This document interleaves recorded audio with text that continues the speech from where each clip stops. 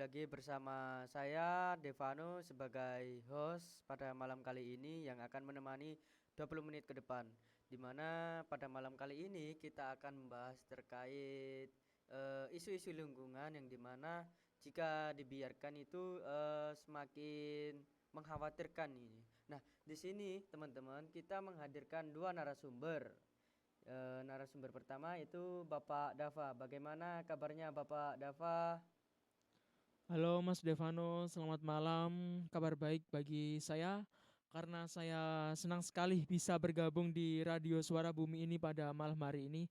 Karena jauh-jauh hari saya diundang ke sini dan waktu yang tepat adalah malam ini karena kesempatan saya untuk memberikan wawasan kepada masyarakat Indonesia tentang permasalahan lingkungan yang dihadapi sekarang.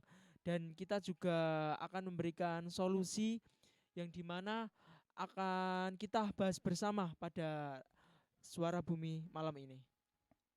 Terima kasih Bapak Dava yang telah hadir pada malam kali ini. Nah, narasumber kedua nih, Mas Dani. Gimana kabarnya Mas Dani?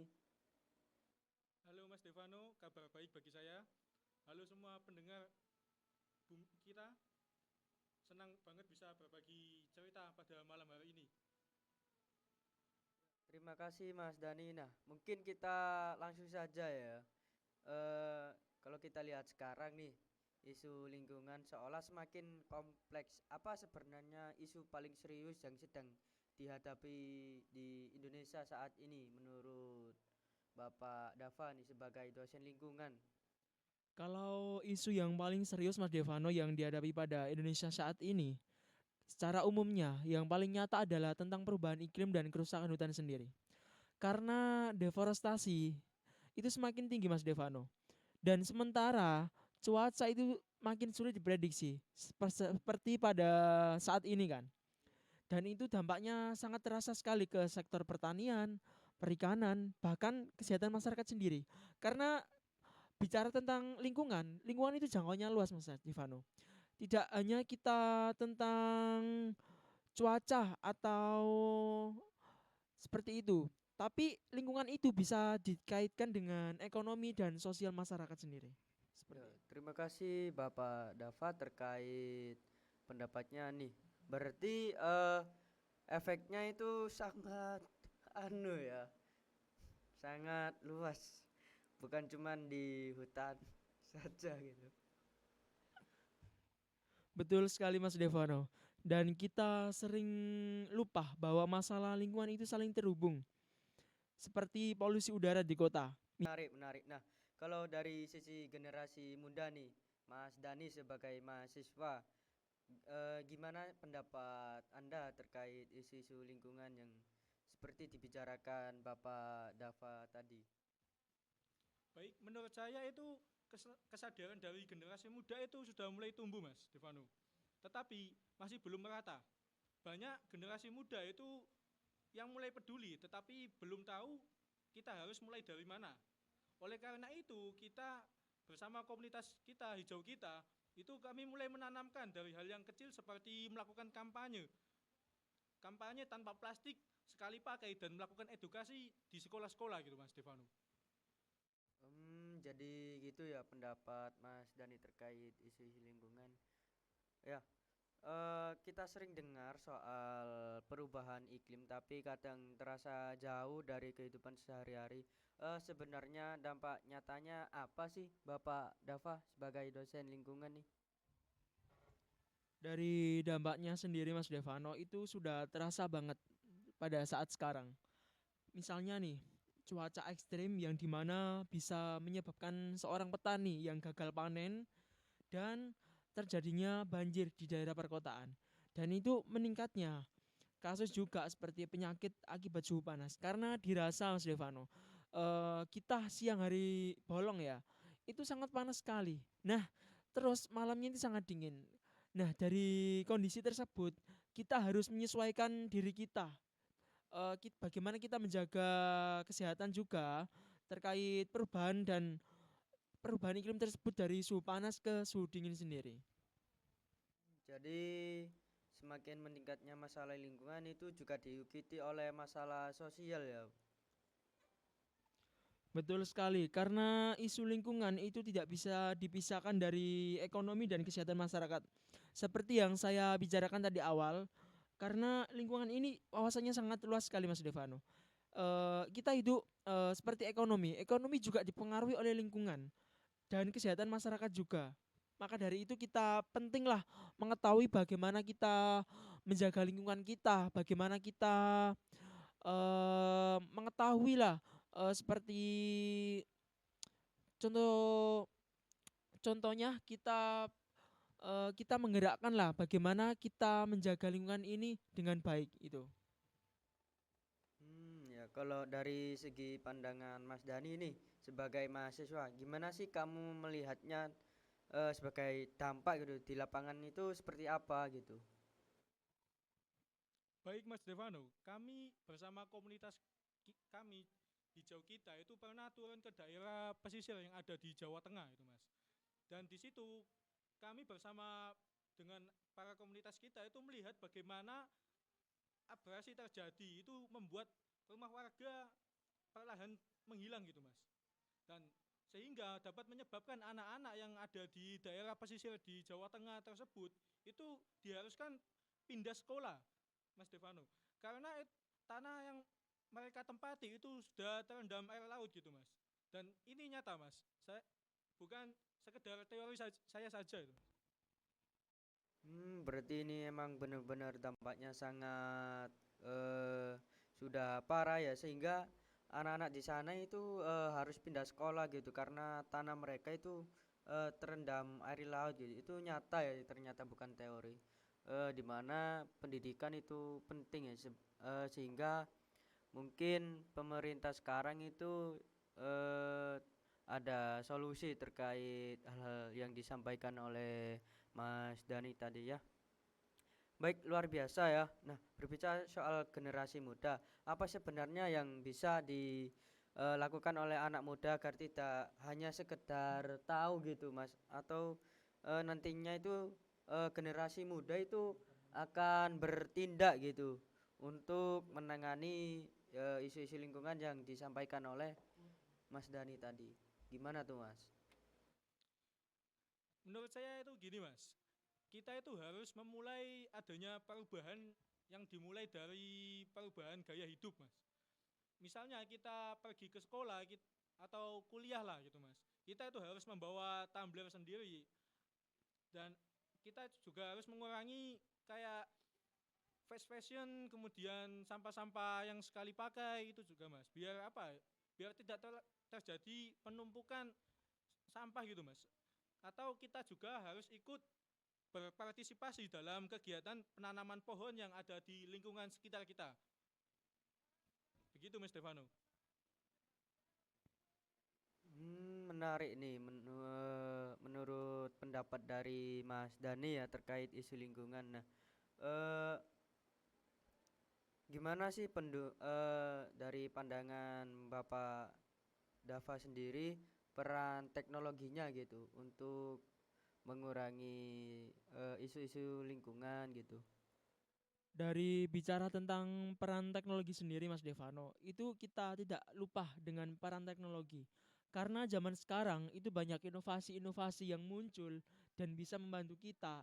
Itu karena peran teknologi, seperti aplikasi pemantau sampah.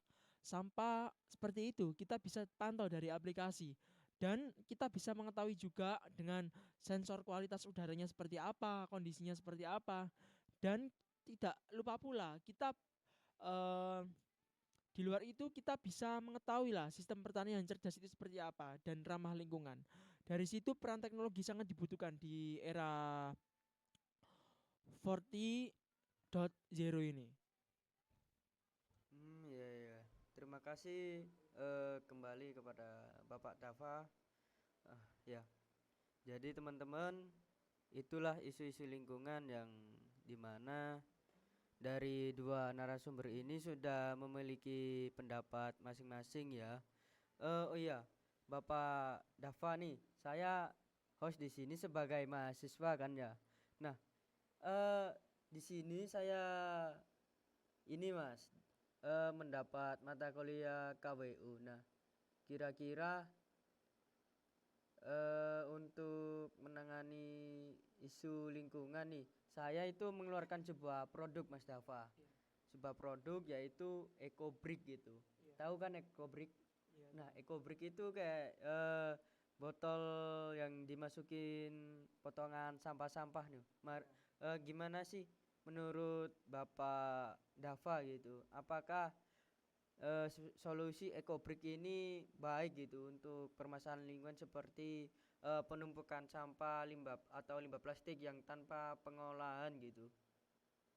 Gimana? Eh, Dari masukan atau pendapat Mas Devano sendiri itu sangat positif sekali Mas Devano, karena kita dari EcoBrick sendiri kita itu sudah menumbuhkan, kita bisa menumbuhkan seperti apa ya, ibaratnya penyembuhan lah dari lingkungan ini. iya, Dari iya, situ iya. dari situ Mas Devano tinggal menjalankan saja dan konsisten saja. Akhirnya pada suatu saat nanti kita tidak bisa memunculkan perubahan yang sangat besar, tapi kita mengetahui perubahan yang sangat kecil dulu Mas Devano. Jadi kita harus konsisten untuk melakukannya dan bagaimana produk itu hingga meluas banget. Seperti itu. Eh, Baik, terima kasih Bapak Dava terkait sarannya. Nah, yang menariknya dari EcoBrick saya yaitu di mana penjualan EcoBricknya atau pembuatan EcoBricknya itu tidak hanya dikemas seperti botol dimasukin potongan plastik biasa gitu Bapak Dava. Menariknya dari EcoBrick yang saya usulkan itu dia bisa dibuat meja Mas. Dari jadi EcoBricknya itu dibuat penyangga dari meja tersebut gitu. Nah, selain meja itu kita juga ada ini Bapak Dava, membuat rak gitu, membuat rak. Jadi penyangganya itu dari EcoBricknya sendiri. Nah, untuk penjualan ini kita ya alhamdulillah lah ya, sehingga kita tidak hanya menjual produk saja Bapak Dava, tapi menjual eh, terkait peduli lingkungan gitu. Nah, kembali lagi ke bicaranya, kalau melihat kondisi saat ini ya, tantangan terbesar dalam upaya pelestarian lingkungan di Indonesia itu seperti apa sih Bapak Dava? Melihat dari tantangan sekarang itu terbesarnya adalah tentang kesadaran kolektif dan bagaimana kita konsisten dalam kebijakan. Seperti sangat bagus sekali, tapi kalau tidak kita jalankan dengan serius, sangat percuma Mas Devano. Karena kuncinya yang satu adalah tentang kesadaran kita. Mas Devano sudah membuat produk EcoBrick yang sangat menguntungkan sekali bagi generasi sekarang. Dan itu merupakan jalan kita untuk mengatasi permasalahan lingkungan ini, salah satunya.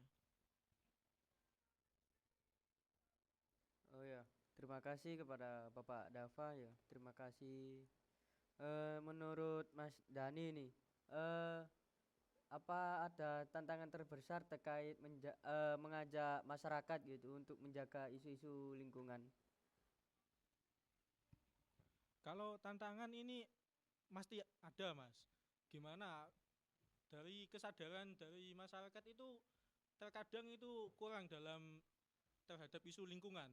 Di mana masih banyak masyarakat itu berparadigma itu seperti gini, kita membuang sampah sembarangan gitu, nanti sampah angkut, kita membuang dan kemudian diangkut ke TPA udah dibiarin begitu aja Mas, sehingga terkadang itu permasalahan itu nanti terjadi di TPA-nya itu Mas, sehingga kayak lahan tempat pembuangan sampah akhir itu penuh gitu Mas, sehingga dapat menjadi suatu permasalahan selanjutnya itu Mas.